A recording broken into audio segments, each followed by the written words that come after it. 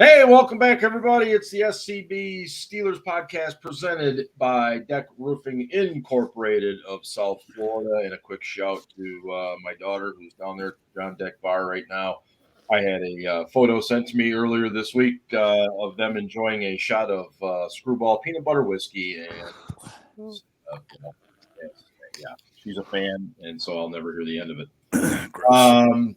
This was about to be the Men Without Hats show, but Ben has sported the hat, and so it's just three of us without him tonight.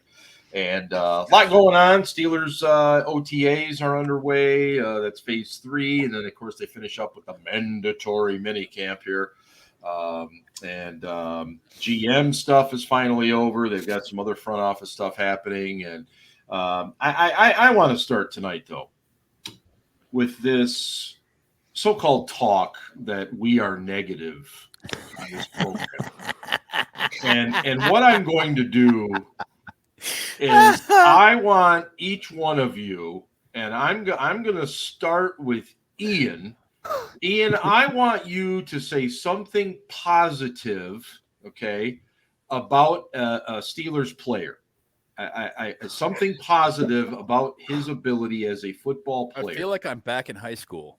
Well, we have to say something nice about everyone. You know, this would have been probably a more effective segment if you would have made me say something nice about like the offensive line. But you know, since you came to me first, Minkah Fitzpatrick's fucking awesome, and he revolutionized the defense, and that was a fantastic trade that we made to get him because teams now have to completely change how they attack our defense because of Minkah's presence on the back end. And we definitely would not have had a whatever it was 8-8 season with Mason Rudolph at quarterback if we did not trade for Minkah.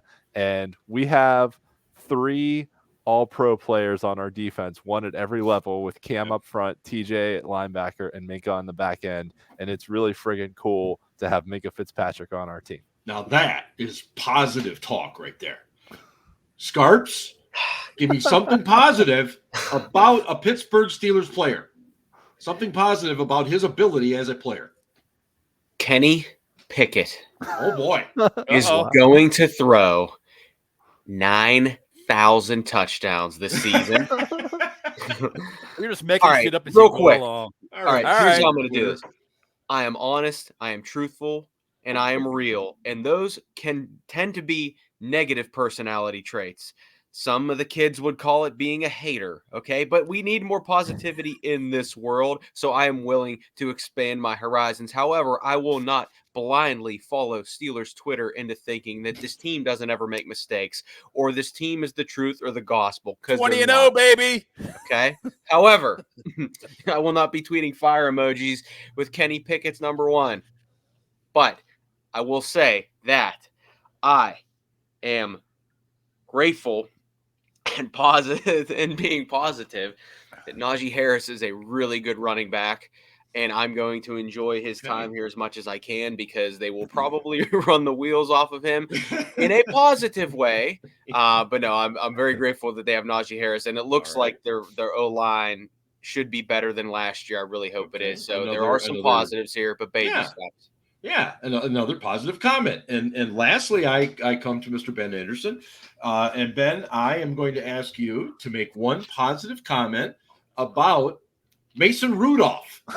Actually, that's where I was going to go. Ian had to go and pick on him, and since I'm a nice guy, unlike all of you who are dicks, and I'm just going to point out that Mason Rudolph has a really, really good attitude coming into this camp. He does. Still believing that he has a shot at being the Steelers starter, which he doesn't, but he still has that attitude despite the fact that he has no chance. And honestly, if he doesn't believe he has a chance, if he doesn't go at it as though he has a chance, he shouldn't even be out there. Right. So I got to give him props. And I would like to point out that when Ian gave his positive statement about Minkah, he threw in some negatives about Mason there at the same time. He's picking on poor little Mason while he's spitting out superlatives about our buddy Minkah. I believe the comment was, if it wasn't for Minkah in that trade, there's no way we go 8-8 with Mason at quarterback. There were 2 games that year we won specifically because of Minkah Fitzpatrick, the Colts game and the Rams game. Mm-hmm. And Minkah had a pick six from the goal line that would have been a touchdown against the Colts, and we won that game, I think 28-24. So I could be wrong, but whatever it was pretty close. That if that's a touchdown for the Colts instead of a pick six for Minka, we lose that game. Yeah. And the Rams game, he had a fumble recovery for a touchdown. I think we won that one 17-12. So even if the Rams punt there and we don't score a defensive touchdown, that's 2 games in an 8-8 season that we won because of plays Minka made. You're right. You're right. Well done. Okay. And nobody talked about TJ Watt, who should have been the 2-time defensive player of the year, maybe 3-time defensive player of the year. All right, easy over there. No one's talked about Cam Hayward having double-digit sacks, which we've talked about many times, makes him a truly elite player in this league, like multiple years into his 30s. Like, the Steelers have some really, really good players, and they are going to be a fun team to watch this year. They might be frustrating, but they're going to be fun. Yeah, there's going to be some frustration. It's going to be some of both. So, Mark. Yes. We need you to say something positive about Mike Tomlin's game management abilities. Thank you for not asking me this. Holy shit, that's hard. I honestly believe that Mike should have received more praise as a game manager for allowing Ben Roethlisberger to just call his own shit at certain points during the last couple of seasons. Yeah. I'm sorry. That's what I'm going with, because if he didn't, we'd have a lot less victories. I can't. I mean, at least 4 or 5 games last year. I got to give you that one. And it does bring in the point, of course, that and I think you guys talked about it a little bit on the last show, is that, we got really, really spoiled knowing that if we needed a field goal or a touchdown, Ben Roethlisberger was going to get us at the very least in position to get that. Or a third down conversion. Yeah. And now with who knows who going to be playing quarterback, that's not as much of a given anymore. And I just think that's something that we often forget as fans. But the other thing I'll say for Tomlin, and this may be a little outside the game management, but he is a great leader of men, and he does a really good job keeping his team focused whenever things get hard. I mean, there were games last year, the Vikings game, the Chargers game, when we were just getting our ass kicked. Right. And, if it like with another coach there, who doesn't have that sort of calm, level-headed demeanor of kind of stay the course, things are bad now, they'll get better. We'll keep doing what we're doing, or keep fighting, keep going out there and trying. Like, both of those games, we had chances in the fourth quarter. Did they win those games, though? They didn't. No, they didn't win them, but I'll say, but he kept them in them. I agree with what Ian's saying, in so much as they kept at it, they were relentless, they kept working, and they had opportunities in the fourth quarter to win those games. They didn't ultimately win those games, but they could have. I'm a huge Tomlin fan. I'm just saying. But I'm all right. I'm going to be that's negativity. Stop it, Ryan. Just stop it right now. No, we're no. Look, they came out flat in those games, and they come out flat far too often. They come out flat far too often in the first quarter. Yeah, I don't disagree. It's like they do this thing where they're assessing the other team, and then they come back and they react. It's like a boxer that just kind of comes out, throws a few jabs that first or second round, trying to get a feel. The first offensive series for the Steelers, I mean, aside from last year versus the Bills, where they came out throwing haymakers, it's just the thing you get with them is they kind of stay back on their toes a little bit and kind of see what the team's going to do and weigh them a little bit and then go, oh, okay, this is your game plan. Okay, here we go. Yeah, no, I'm with you. And it's something that, well, let me go back to what I was going to ask Ryan. Ryan, did you ever get the opportunity to hear a Mike Tomlin pregame or halftime speech at all? Oh yeah. What was there one that ever stood out to you that like I mean, usually, I think one of the problems is a lot of people go back to their high school days and they think of their high school coach where you want to run through the wall after you've heard it. The NFL can be a different animal at times. It's not so much rah-rah like that. But was there ever a moment that Tomlin gave a speech where you thought, holy shit, man, that was awesome? As Ian said earlier, like a leader of men, like I like think of Tomlin like when he's mic'd up and he gets a little excited. I've rarely ever heard him get like above that tone. Mm-hmm. So to me, that always meant that he's stable. He might get a little bit, but nothing ever crazy. I don't want to sit there and say, well, and you've heard him say this, but I've heard him say it leading up to games on the practice field. Don't blink. Like I'm sure you've heard that on the mic. That was always something. And he said that many times during halftime or whatever. But I remember he was like, "Don't blink." And at the first, I remember the first time I heard him say, "I'm like, what the fuck's he talking about?" I got to he wasn't talking to me, obviously, but then he was. I remember one he said it, but he's like, "I'll cut your fucking eyelids off. Don't blink." And then I'm like sitting there thinking, like, what? Like, how can I can't blink? I get it. If you cut my eyelids off, I can't blink. But no, I think that the fact that he doesn't really get too high or too low, mm-hmm. And even last year, when he blew a kiss to the camera, or you hear him yelling or getting a little bit excited, he's very calculated and he's very smart, and he knows that people are watching, and he knows that the team feeds off that type of energy, and I think that's why he's been successful. Mm-hmm. Yeah, I think it's an interesting point about the calculation, because I think he's very good at that. He knows. Really do. Yeah, he knows. He does. He's a smart guy. Everything he does is for a reason. Right. So there has been a lot going on, believe it or not. The Steelers have finally settled the general manager position after bringing in about, what they end up 16 different people, I think. At least I thought 12. I thought it was 11, and then they pared it down to 6, and then okay. Maybe I'm thinking right, of total interviews, and then there was 6 finalists, and yeah. The question now is honestly, what happens to Brandon Hunt? I mean, yeah, and just to set the table, so most of the Steeler Nation knows Omar Khan ascends to the general manager position.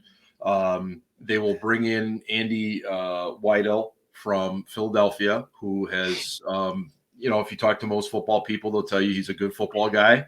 He's helped build that team, several playoff teams, a Super Bowl championship over there. He's had a hand in that, so they like him. And both of those guys, Omar and Weidl, are Mount Lebanon guys. That's right. Lebanon. Tell me you're not from Pittsburgh.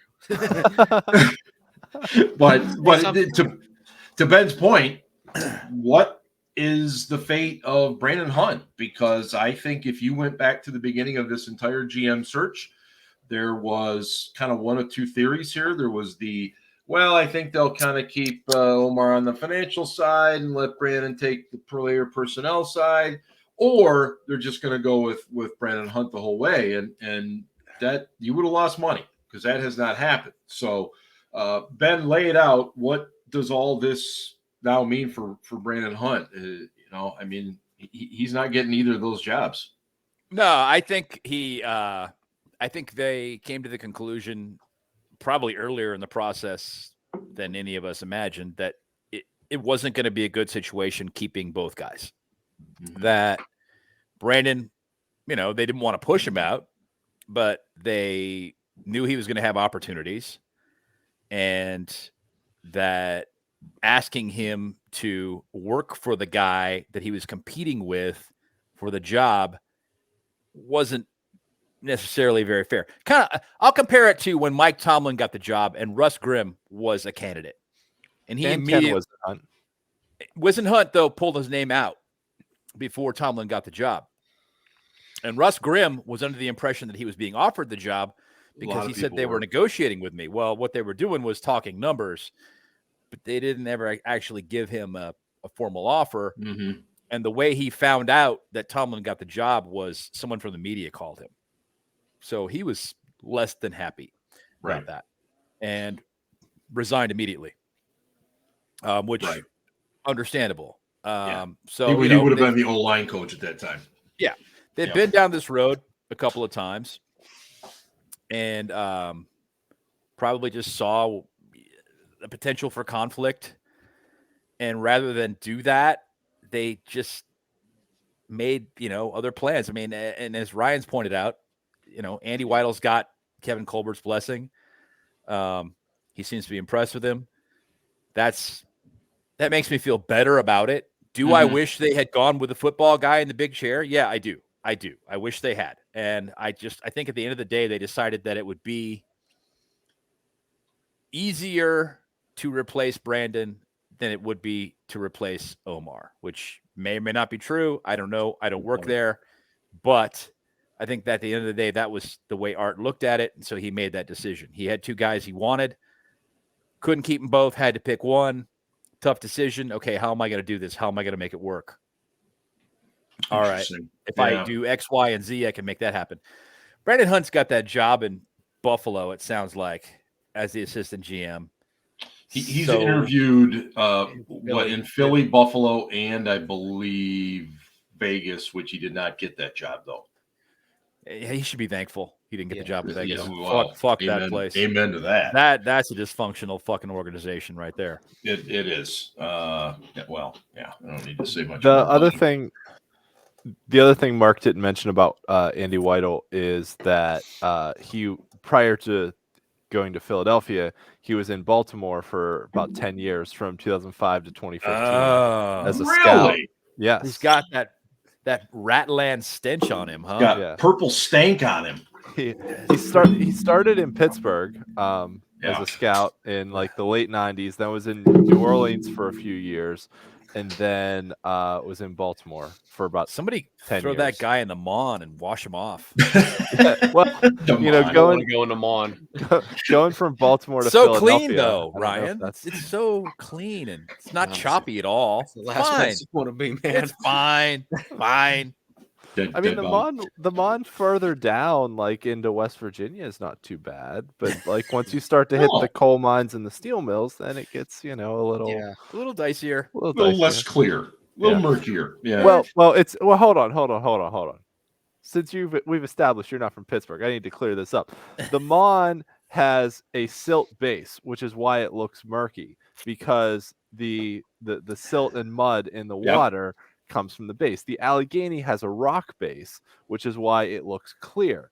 Now, clearer, yes. There are more currently active industrial facilities, steel mills, whatever else, on the Allegheny than there are on the Mon. So if you took pollution levels, the Allegheny may actually be more polluted than the Mon currently, but the Mon looks dirtier because of the silt base of the river. Okay, Pittsburgh geography lesson. Ladies and gentlemen. This has nothing to do with football at all, but the Mon looks to me like it would be more difficult to swim. That too. Yeah. Nah. And why the hell did we call the one that they created the Ohio, by the way? What a nightmare that was. I mean, why couldn't we have called it the Pennsylvania or something? At the confluence? Yeah. I mean, Ohio sucks. Why would we call because it goes to Ohio? I know, but I don't know. Yeah. Anyway. Scarps, so Omar's gonna be the guy. Yeah. Good move, bad move. 21 years in Steelers. What do you think? I mean, I got a bunch of random thoughts. If anything, I'm not surprised that they promoted Omar. I'm not surprised at all. That's what the Steelers do. I get that. What I have questions about. They promoted Omar, and then they're bringing in basically two guys to fill Kevin's shoes, which scares the hell out of me because, like Kevin, you need 50, two people, how many people do you need to replace Kevin? 2, 5, whatever. But, and to me, it sounds like Omar seems legit to me, to be honest. Well, yeah. I mean, but that just shows how important Kevin was, right? So, right. And then we're talking about Sheldon White, I believe, from the Lions, who has familiarity with the organization and with Kevin. But if Omar if the whole time it was going to be sort of like a a two-pronged attack. Omar still handling the business side, and then you got the football ops side. Well, I don't think Brandon could have handled the business side of things, just like I don't necessarily think Omar is going to be handling much of the football ops side of things. So if it's been this sort of two-headed thing, I guess I'm a little surprised that they didn't promote Brandon. And I feel bad for Brandon. I know Brandon personally. Brandon has been there a long time. He started with the Steelers. He went to the Texans and then came back. And it just sucks because it seems like he went from a general manager job to just sort of being like demoted almost in the past couple of days. So, I don't know what it really means for him. I mean, he's definitely, I'd be surprised if the Steelers told him to move on. I mean, I think he could stay there, as long as he wants. But at this point, it's kind of like, if I was him, I'd kind of be like, you know what, like, sorry, but no disrespect, but I got to move on. Yeah, the part about him that I felt really bad about, and again, it's a business, it's what happens, but was the fact that, I mean, the guy was everywhere during the draft lead up. I mean, he was with Tomlin and Colbert everywhere, and it gave a lot of people, I think, a sense that, okay, I think maybe Hunt's going to be the guy, and it didn't turn out that way. And if I'm him, I'm thinking, geez, what more could I have done? What more should I have done? Changed his last name because a guy named Hunt was never going to represent an organization that plays in Heinz Field. It is a brilliant point. I cannot deny that. It really is. Ohio, this is in the notes, listeners and viewers. Ohio translates to shitty place to live, which also translates to 0 Super Bowls. We need to really go live so everyone can see the chats. Great idea. Yeah, we need to do that at some point. Invite the listeners into the chat. Right, into the chat. I did that. It was actually quite fascinating. I did the guys do the Carolina Panthers show beginning of last season, and they actually did that. And it was quite a hoot, man. Can I get one quick point in? Fire away, Scarps, of course. I would also say too that, and I don't know if this is true or not, but maybe they knew the whole time that Omar was going to be GM, right? And it was one component of it. Mm-hmm. Maybe when they brought people in, they said, would you feel comfortable him being the general manager, but you run sort of the football ops side of things? That's a great point. And maybe that scared people away, and here's the other thing too. Maybe Brandon didn't want that. Maybe Brandon knew the whole time and was like, you know what, I'm going to do, because I mean, I'm not going to, like, nobody's like sort of abandon ship at that point because Kevin was still there. Like, you still, like, you owe it to Kevin. But I also think too, like, maybe they interviewed somebody like, hey, Omar's going to be our guy, but we want to see if you want to, be second in command and run the football ops. And maybe people were like, screw you. Like, thanks. I'm sure that happened. Yeah. So I'm sure I'm just a little, I don't know. I'm not surprised, but I'm kind of just like the whole process. I'm just not really understanding it. But then again, it's not, we don't know what happens behind closed doors. And that's why we sit and wonder. Absolutely. Let me just segue real quick to remind everybody, this is the SCB Steelers Podcast presented by Deck Roofing of South Florida. Deck serves Broward and the Southern Palm Beach counties, whether it's commercial, industrial, residential, multifamily, or condos. Contact Deck Roofing today by visiting deckroofing.com. Does the organization change at all, or is this as status quo as it gets? Ben, go. Oh yeah, the organization changes. I mean, who's going to do Kevin's pressers now? I mean, can Omar talk personnel? Or is Omar strictly an administrative and contracts and business guy? I mean, who does that? Obviously, Mike Tomlin rolls into a more senior position on that team in terms of talent acquisition. He's been there for 15 years, and it's you got a brand new guy who's running the football side, and Tomlin's there. He's entrenched. Yeah. He's been there for a long time. He knows what his team needs. Ian, go ahead, Ben. Finish up. I mean, here, Colbert, when it came down to it, if there was a tie and they couldn't decide who they were going to pick, Colbert got to decide. Yeah. I don't think this guy's going to get that. Well, I mean, when you say this guy, what do you mean? Who are you referring Andy to? Weidl is who I'm referring to. And I don't know, like, okay. It's no big secret that Omar doesn't have a lot of scouting experience and doesn't do a lot of evaluation. I question how involved he will be in the personnel acquisition side. You know, aside from obviously negotiating contracts, you know, I question how involved he'll be. So we've got Tomlin and an assistant GM. That dynamic is definitely far different than Kevin Colbert and Mike Tomlin, who got along great and worked great together. Yeah. You know? Yeah. But I got the sense that isn't necessarily going to be the deal anymore. And so I wonder what's going to happen there. And I wonder, you know, it could be great. It could be fantastic. And I like, honestly, I'm in favor of bringing in some new ideas. I like this move for that reason. I'm trying to look at it optimistically. By the same token, I wonder what's going to happen. And I don't think it's necessarily going to be bad. I'm just saying, I don't know what it's going to be. It's not going to be the same old Steelers. It's not. Ian, you made a point in our Slack channel, and of course now I've gone completely cold on it, and I'm hoping you remember. It was something related to this setup about Omar Khan, and I don't know. Do you recall what you said?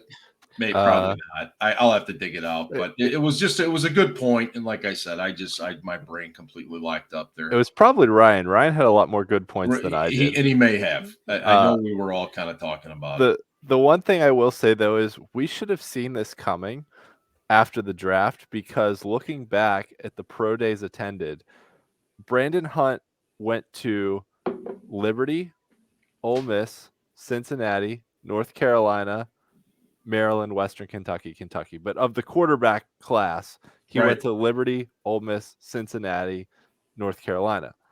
Omar Khan went to Pitt and Cincinnati. Oh, but that's a far walk. Yeah, exactly. He had to walk down the hall. I mean, everybody went to Pitt. But short walk, short drive.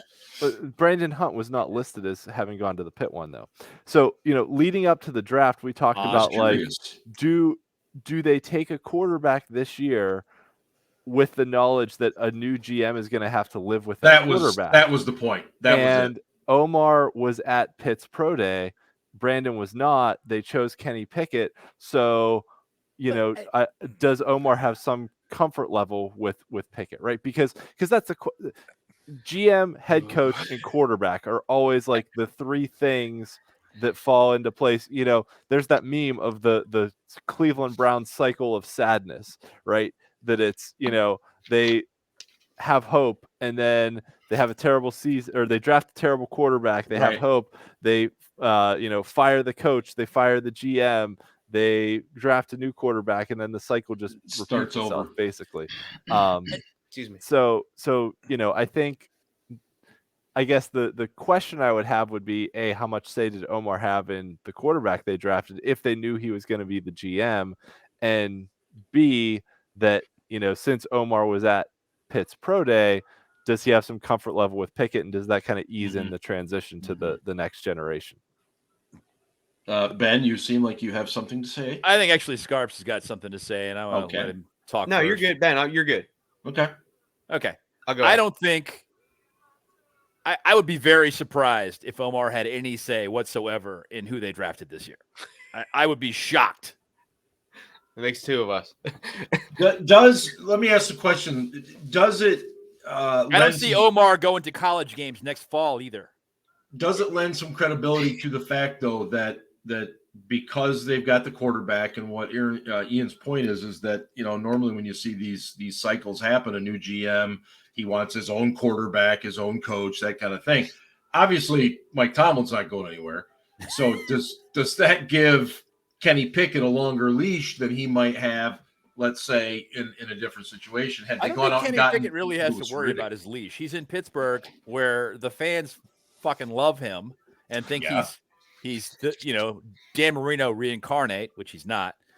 But he's, I'm hoping Okay. that the guy he's smart, okay? There's no question the guy is smart. What he lacks is arm strength. Yep. Troy Aikman was a very smart quarterback who was a good leader, who lacked arm strength, okay? Tom Did Brady, okay. when he came into the league, was a smart quarterback who was a good leader who lacked arm strength. He developed arm strength throughout his career. He got better. He did. He still doesn't have a real strong arm, but he's, even at his peak, he didn't have a real strong arm. But he got respectable. Aikman, maybe never did. Still, Hall of Fame quarterback. So my hope, just like it was for Mason Rudolph when he came in, is that he can apply the gifts that he does have to the situation and be an effective guy. And he's got a shot. We'll see what happens. But I don't think he needs to worry about his leash at all. Not even a little. And I don't mean to say that he's worrying about it. I just mean when you look at the overall scope of how the NFL, behaves, that when you get a new GM, it's almost like, well, I want my entire regime to resemble me. Well, that's not a thing. Pittsburgh has never been a team that changes things just for the sake of change. That's something that Cleveland does. Absolutely. Many, many times, over and over and over. Did I say that aloud? Yeah. Ryan? I mean, I'm not a Baker Mayfield fan, but they fucked him. Yeah, they did. Oh, I agree. Yeah, They totally took him agree. through the drive-through. If I were him, I would never play a snap for them again, ever. No, you get no argument from me on that. 18 million, whatever. Fuck off.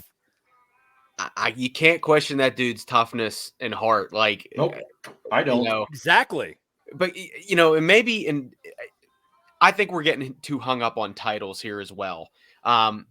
When Kevin Colbert came to the Steelers, he was like director of player personnel or something. Director of player football personnel. And then it was director of football operations. He was director of football operations when he took the job from Tom Donahoe, who previously held the title. And he was a de facto GM. Yes, but in title it wasn't until I think maybe 2011 or 2012 they changed his title, and then 5-6 years ago they added vice president and general manager. Okay, so Omar was director of football and business administration, and then he became like vice president of football administration, or whatever. Anyway, so I think we're getting hung up on titles where we think of general manager as this uber executive that's handling everything.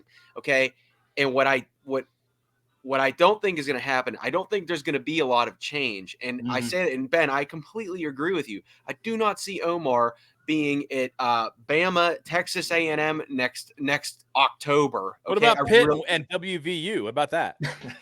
Maybe. I don't know. But like, I don't even see that. Like, I don't see him doing that. I see him handling Neither do I, man. Strictly the business side of things. So I agree. So they bring in two guys, right? Right. To fill Kevin's shoes. Right. One was endorsed by Kevin. The other one worked with Kevin and basically took over for Kevin when he left Detroit. So I don't see this. Kevin picked him out. It was like, hey. Yes. So I look at this as it used to be Tomlin, Colbert, Art, like it's sort of the three-headed monster, right? Well, you got Art still, and then you got Tomlin, and then that third person, whoever's listening, and this isn't a knock on Omar, but it's not going to be Omar. It's going to be a combination of people. They're going to have less say than Kevin Colbert in it.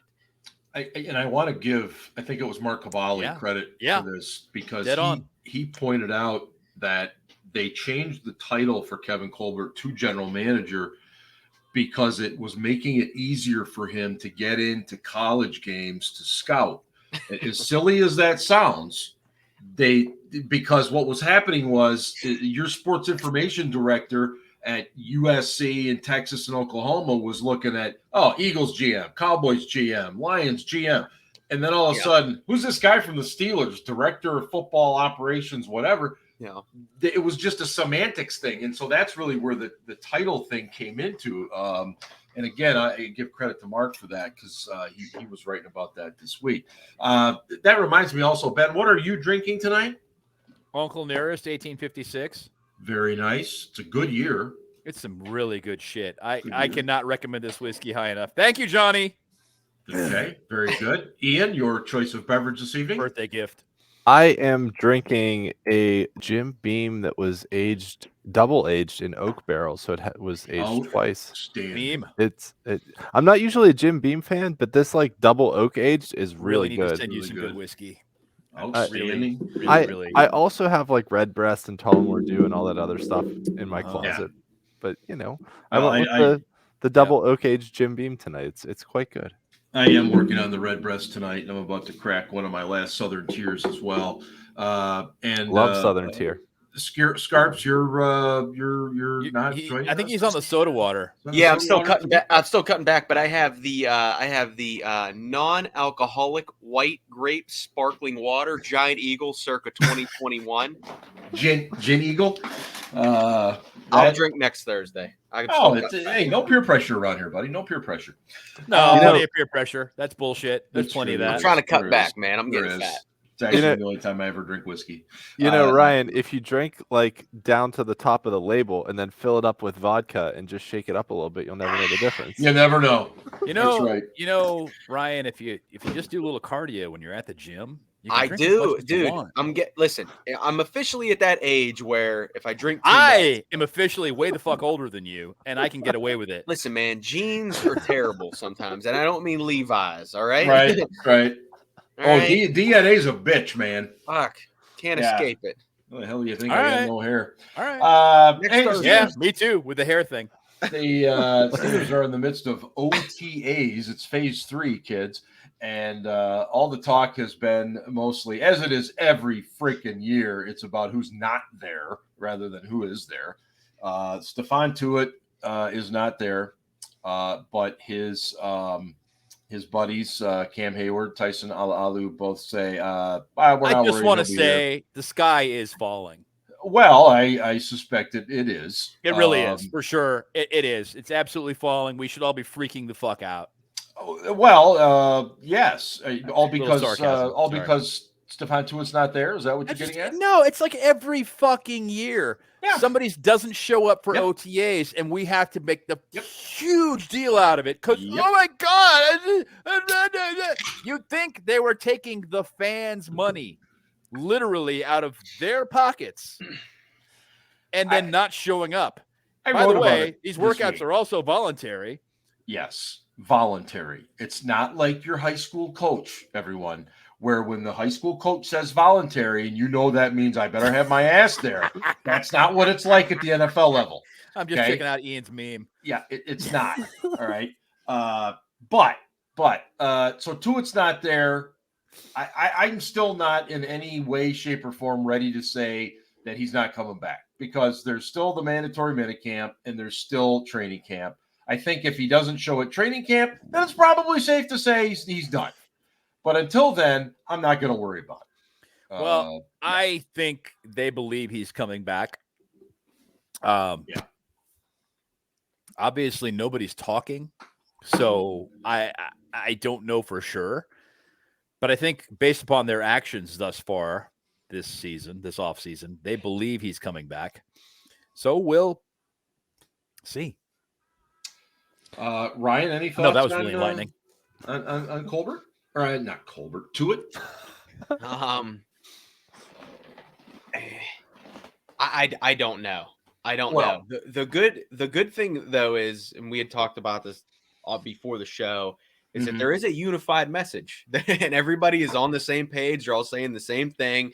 That's true. Cam Hayward the other day sort of was very believable and I think he believed what he was saying, that he does expect Stephon to be back at some point. And which is, first of all, great. I have to ask, what is his conditioning level? How is the knee? What do we expect from Stephon? Because this team, I think, is banking on a couple of things up front to unfold, including Stephon returning to normal, but then also Tyson Alualu, who's going to be 35, returning to form. Yep. And and I know DeMarvin Leal, whom I consider a hybrid. I don't, I don't necessarily know what they're doing with him. That you can't really report what you see. You can only report what you see, and but if it's confirmed, and it's football and shorts. And, anyway, exactly. So right. I don't know. Nobody's banging heads. So I think they're banking on some things, but I guess you got to trust them. And I like Leal. I think that I think he's got a lot of potential. I'm a fan of that pick. I really am. Oh, in the third round, I would have taken him in the second and been happy. In the third, that's a steal. But to say that I agree. He's going to need time, right? Oh, yeah. So, but that's what I'm saying. So if you're banking on Tuitt coming back, and if Tuitt doesn't come back, then you're really banking on a third round pick, right? Yeah, being sort of thrust into a more increased role that maybe you didn't think. Because I don't know, if you think Tuitt's coming back, maybe they want to use Leal as an edge. I don't know. It's football and shorts. But you're not going to use that guy as an edge. He doesn't have, his burst isn't. But he's smaller.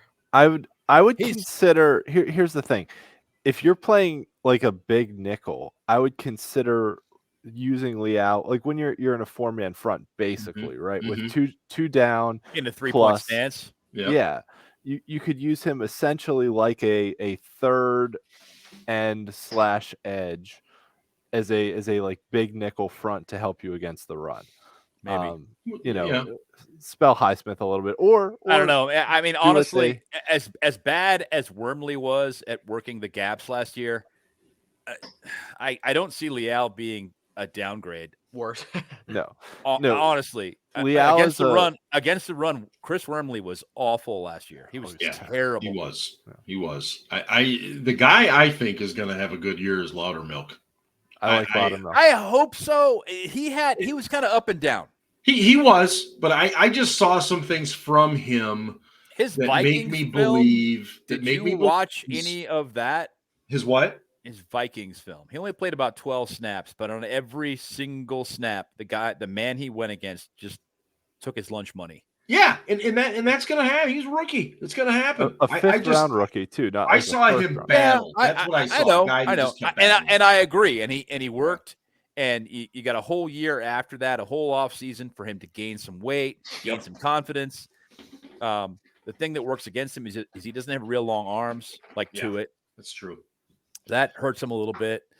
Obviously he doesn't have the experience level yet. Needs to get a little heavier. Now, I will mention too that my sources in the Pittsburgh area real estate market have told me that Tuitt did in fact sell his home there. Your sources on Twitter.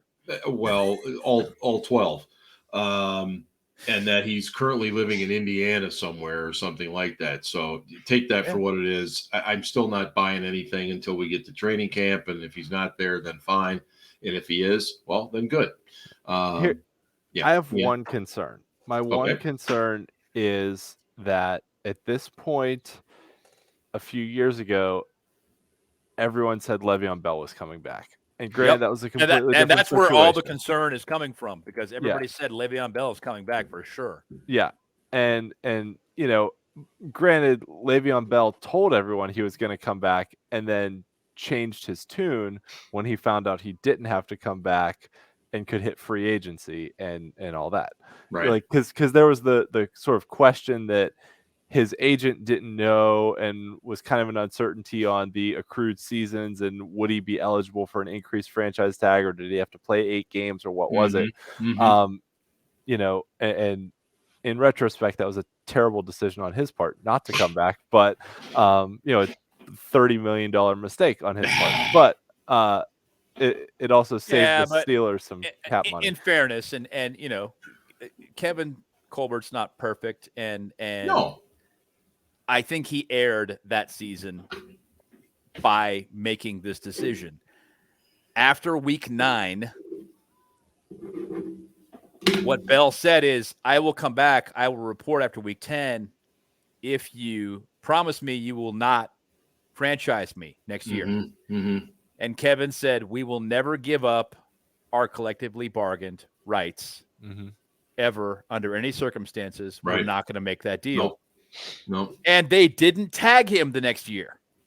Yeah. And they needed him. They ended up needing a running back. So, in retrospect, not such a great decision. You know, it is what it is. I think that Colbert absolutely erred there, and that all parties involved probably would have benefited by it. I'm not saying that Bell was necessarily in great shape. Who the fuck knows? We saw video of him out. What was he? He was jet skiing and he looked terrible. And he hasn't been any good since he came back. No, and he hasn't been any good. True. But my point is My point is that those 6 games would have benefited him. The offensive line that year was outstanding. He would have done. It would have taken him a few weeks to get into football shape. But once he did, he would have been able to do a lot of the things he did before, and the Steelers would have benefited by that. And then he would have benefited by it going into free agency as well. So all parties, it would have been a win-win kind of a deal. And Kevin didn't make the deal. No. So that's one of my criticisms of Colbert. And, you know, he's a human being. He makes mistakes. Yep. No, there's been plenty of times. Yep. He stood on principle. I get it, but that's not a deal I would have passed. Yeah. He had 1,100 scrimmage yards for the shitty Jets in 2019, his first year. After that, I agree, he definitely dipped, but he still had 1,100 yards. He was still productive. His biggest mistake was that he listened to shitty advice. Yeah, but I will say this: terrible advice. But I will say this: the way players are handling their business now, they should thank Le'Veon Bell for doing what he did. I really do. What?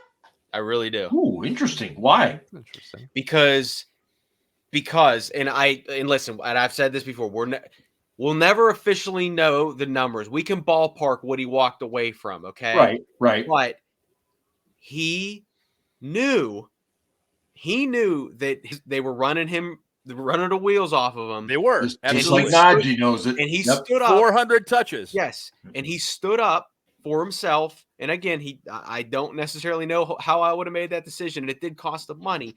But players now realize that they have more leverage than they did before. Because even before Bell, I mean, that was a big moment. He sat out a whole year. I think Bell was a big moment. I think AB forcing a trade. I wasn't necessarily even thinking him, but yeah, I think after the fact, when AB forced the trade and said, no, I'm not going to that team. I'm not going to that team. Okay, I'll go to the Raiders. Even if you are getting shitty compensation, I don't care. That's the team I want to go to. That was the moment when players suddenly went, oh. It wasn't when he froze his feet on purpose to get cut. But no, I mean, you're right though. Two Steeler examples of how the business side of things and the players' leverage is shifted. And by the way, does anyone know how AB's performance at Enclave After Dark went? It got postponed. Yeah. You're kidding. Yeah. I'm so sad. Ryan must be terribly disappointed. I know he had. He had backstage passes. Oh yeah. I had VIP. I had VIP, sir. I was ready, man. Hey, what happened was AB ahead, traded his date for another date, so we have to wait to find out. A date to be named later. Hey, don't forget too, Diontae Johnson is not at OTAs, and again, people are losing their shit over That's that. what people are losing their shit over. Not so much Tuitt, it's Johnson. Right. It's like, people, we've been here before. We know how this works. It doesn't mean he's not working out. It doesn't mean he's not working hard. It just means that he's looking for a contract. Short version, yes. He's looking for a contract. This is the only leverage he has with the team, is to withhold services until he gets that contract as well. The principle, and I don't necessarily agree with it, but the principle is that if you show up for OTAs and you get injured, that big contract you had on deck evaporates, and you have no shot at it anymore. I don't agree with it because you can get injured working out by yourself anytime. Yeah, ask Ask any number of fucking guys. Tariq Cohen there in Chicago. I mean, I couldn't feel worse That for a guy. poor guy, dude. Back in the day, remember Willie Colon? Yeah. Tore his Achilles. I think it was like my first or second year there. Yeah, that's right. It was like summer workout. I mean, it happens. Yeah, Terrell Suggs from the Ravens tore his Achilles That's right. basketball. Yeah. Did they do it twice? Yeah. Or was it both of them? It was both Achilles. It might have been. I don't know. But like basketball is the worst possible off-season activity that guys can do just because it puts so much stress on your joints. Like anything else, don't play basketball in the off-season. Yeah. No, I tend to agree with you about that one. And yet many of them do. You know, it's like they say rappers want to be athletes, athletes want to be rappers. It seems like everybody wants to be an NBA star too. Yeah. That's like a football player. You know, they want to be able to fly through the air and all that stuff too. But yeah, do you guys think Johnson does he get something for the end of the year, or do they take care of Minka first? Minka first. And actually, on that note, on Minka, they should take care of Minka before Jesse Bates gets an offer from Cincinnati because yes, please get it done. Yeah, because we just saw a couple other safety contracts set the bar as the highest paid safety. And if Jesse Bates knows, Cincinnati's not typically paid people, but if Jesse Bates knows his worth to that team, he will probably demand to be the highest paid safety, which will knock the number up even higher. So if the Steelers are smart, they should get something done with Minka before the Bengals do anything. By the same token, if you represent Minka Fitzpatrick, you may be waiting for that contract to set the bar even higher. That is true. Because your client deserves to be the highest paid safety in the league. Yes. Even if it's only for a year or two, he deserves it. He does. I mean, 2-time All-Pro, and there is some scuttlebutt out of Cincinnati that they're not going to pay him, Jesse Bates. Well, it's not like Mike Brown has a reputation for being cheap or anything, but actually he all. does. And the Bengals did just use their first-round pick on Dax Hill, who is Ian's got a buzz. He just called them the Bengals. Bengals. Bengals. Yeah. But Ryan, do you think not just Minka, but do you think DJ gets something for the season, or does he have to play it out? No, I don't see that happening. I don't. And I also, and I'm probably, I think he should be there. I really do. If there was one time where someone should be there, it's now. Ben is not there, and he had tremendous rapport with Ben. I know he's played with Mason, but I don't see Mason unless there is an injury or whatever, different circumstances. So, and he's also, I think he's the only one not there besides Tuitt. And there's a reason for Tuitt. But this sort of, and like I said, what's the reason for Tuitt? Huh? What's the reason for Tuitt? Not being there? Yeah. We missed all last year. His brother was, okay. So he's still not ready, I guess. I don't think that Stephon Tuitt has any more reason at this point to be absent than Diontae Johnson does. That's me. Here's the way I frame this. If people are going to criticize Johnson for not showing up, why not criticize Tuitt as well? That's all. Keep that same energy for both guys. I don't think either absence is a big deal. I really don't. I think that there's a big difference between what Stephon Tuitt went through with his family situation, and then obviously there is an injury, and what Diontae Johnson has brought upon himself, because untimely cryptic tweets and on all this, like he's basically like, by being vocal on social, he's drawn light to himself, and then recently I get that his flight was delayed, but he missed that kids camp. That was really bad look. That's a bad look. That was a really bad look. And then last month he had he did something really good, but like he was like, part of the thing was you can throw a pass to me for money or something like that. Don't you remember that? What? No. That was like last month. He had he had an event.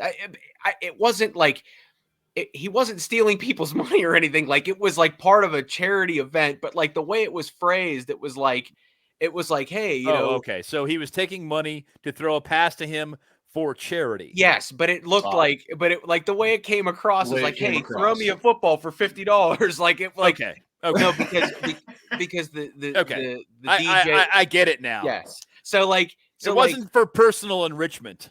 and I don't even, that would piss me off.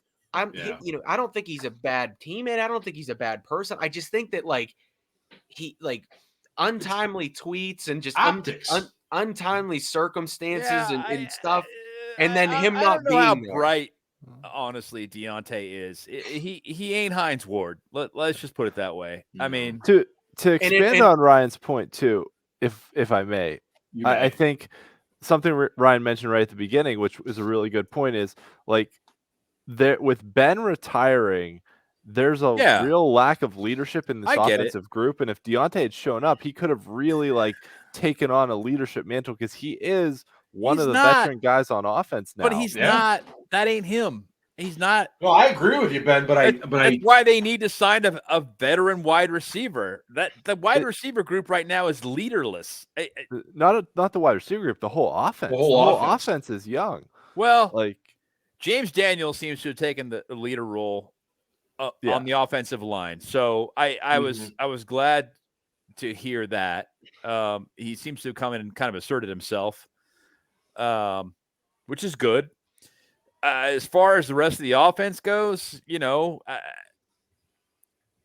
don't know. What kind of a leader is Mitch Trubisky? Is he going to win the job? Right. Is he still on shaky ground with the team? I don't know. But yeah, I agree with what you're saying. They need an offensive leader, and that guy has not emerged yet. And Mike Tomlin is basically counting on competition to Deontay's the longest tenured offensive player right now. Yeah. Yes. With the Steelers. But him and Chooks are both 5 years. He and Chooks. Yeah. But no. I think Chooks was a year before because Chooks just got a second contract. Yeah. Okay. So yeah. But still, you're right. You're young, but you like. I don't know. Yeah, I honestly, if I had to put money on it right now, I think Najee Harris is the leader of the offense this year. Like, if I had to figure out who's going to get like the offensive captain, I would go with Najee right now. What about Freiermuth? Right. Would you consider him? No. I'd consider not him, on the but field I think as much. On the field, and I've said this before about Najee. Like Najee's press conferences are amazing. The way he understands and can describe the game. Like other guys could understand the game, but couldn't describe it in the way that he can. He can do both. He can both understand it and describe it in a way that like is rare and special. And I agree with that. To go back to Ryan's positive point that he made at the very beginning of the show, we're really lucky to have Najee Harris on this team. And I think he's the guy who emerges this year as the leader of the offense. And he's gonna have to. When he's due that next contract, all you Le'Veon Bell haters, just remember how you felt about Le'Veon when Najee, who has a great career, and was like, you know what? I think I want some more money. I deserve to be paid more. That's like 2,000 carries from now. So, well, the other thing about Najee, I don't think it's going to be worth $30 million. I'm just saying. The other thing about Najee is he was like the first 24-year-old that we drafted in a long time in the first round. So his next contract, it might be his only shot at it. So I would not blame him at all for going for it. It will be. He's going to be in his late 20s. And at that point, he's like, if I sign a 3-year deal, I'll be 31, 32. Like this is exactly what we were talking about. He's got to go for it. Yeah.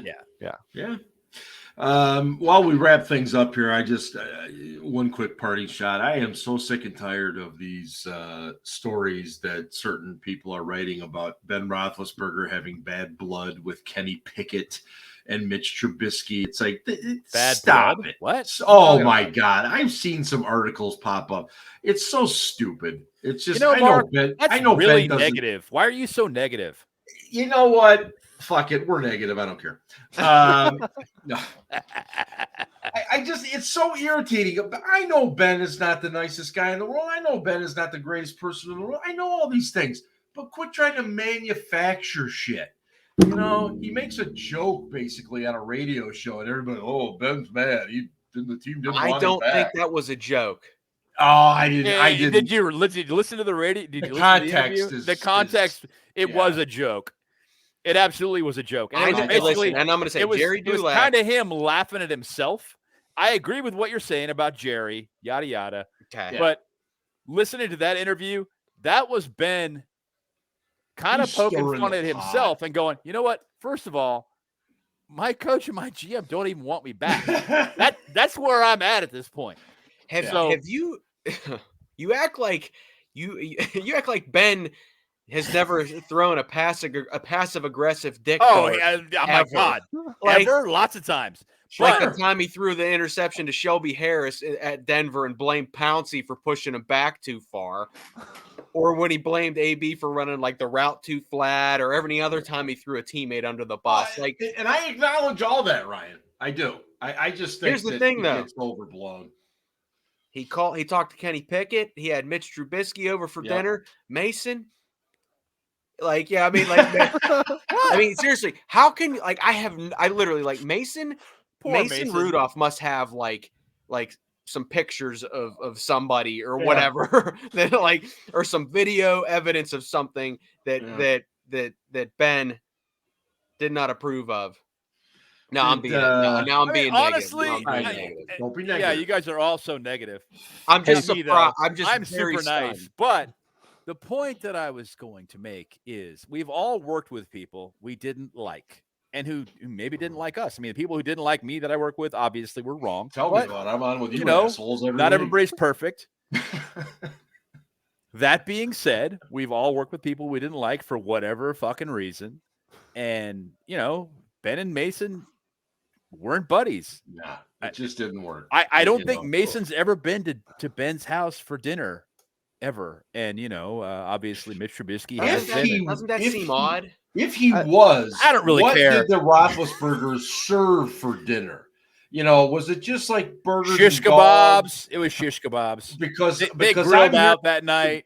Yeah, I'm hearing the ate on the Trubisky's deck. got steak and seafood. So it was the families. They brought the families together. That's right. The children played. Everybody was there.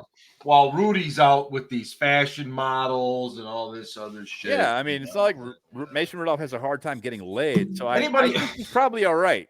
Anybody else have any final parting shots? Okay. All right. Here we go. Forget it. I'm going to tell you right now.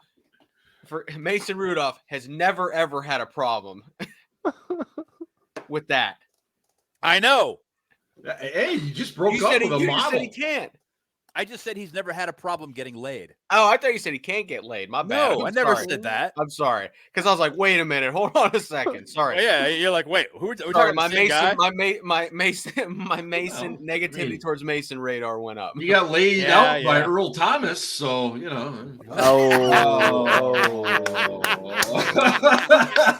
Yes, Earl Thomas seems like a good guy. Earl Thomas is a piece of shit. And on that note, we're going to get out of here for this week. Thanks to everybody at Deck Roofing and, of course, at the Pigskin Podcast Network and DraftKings for hosting and presenting and sponsoring and all that stuff. Make sure you check out the site at steelcityblitz.com, on Twitter at SCBlitz, and, of course, on Facebook, Instagram, and all that other stuff. For these guys, this is me, and I'm signing off. And, hey, go Steelers! Ravens suck. Love you, Mason.